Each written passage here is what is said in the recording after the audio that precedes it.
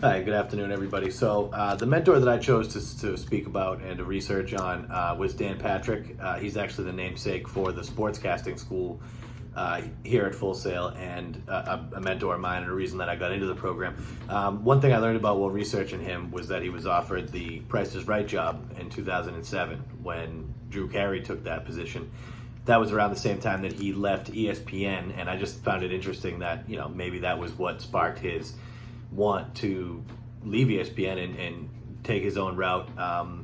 One big obstacle that he faced in his life and overcame was he suffered from polymyalgia rheumatica, where he was in pain, a lot of nerve damage and things like that. So he was actually prescribed prednisone, and it led him to a really dark place. He said he suffered from depression, and he had fits of crying, things like that.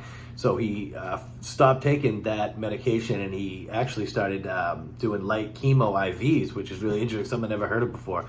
But it led to him having short-term memory loss and things like that. And he struggled for a couple of years while actually on the air talking about sports, and I really found that to be amazing.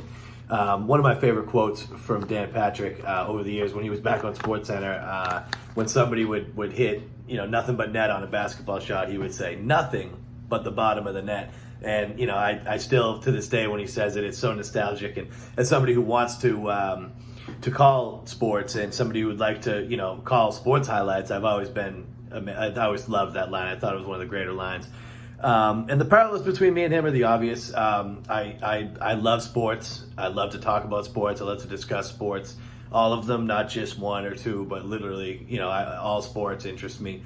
Obviously, Full Sail University is another thing we have in common. He's obviously the namesake, and now I'm a student here. So that's obviously the obvious. But he's definitely a mentor of mine, somebody I've always looked up to, and really looking forward to following through on this program.